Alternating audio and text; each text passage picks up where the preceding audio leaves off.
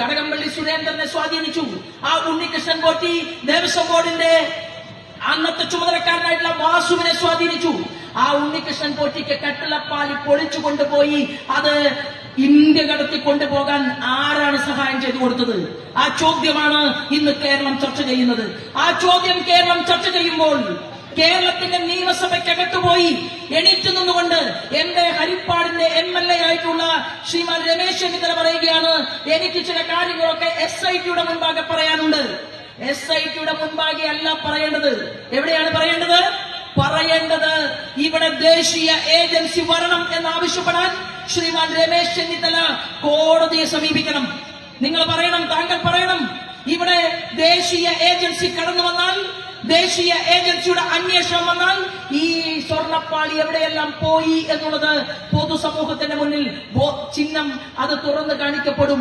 ആരാണ് തെറ്റ് ചെയ്തത് എന്നതിനെ കുറിച്ച് മനസ്സിലാക്കപ്പെടും. സീനിയർ ആയിട്ടുള്ള ലീഡറാണ് ശ്രീമാൻ രമേശ് ചെന്നിത്തല. ഈ രമേശ് ചെന്നിത്തലയ്ക്ക് അറിയില്ലേ, അതായത് CBI വരണമെന്നും ഒരു രാജ്യത്ത് ഒരു കളവ് നടക്കുമ്പോൾ ആ കളവില് പിടിക്കപ്പെടുന്ന വസ്തുവകകൾ അത് രാജ്യം കടന്നുകൊണ്ട് മുന്നോട്ട് പോയാൽ ഇവിടെ SIT അന്വേഷിച്ചാൽ മതിയോ? കള്ളനെ പിടിക്കാൻ പറ്റുമോ? പറ്റില്ല എന്ന് 100 വട്ടം അറിയാവുന്ന ആളാണ് പഴയ ആഭ്യന്തര വകുപ്പ് മന്ത്രി രമേശ് ചെന്നിത്തല.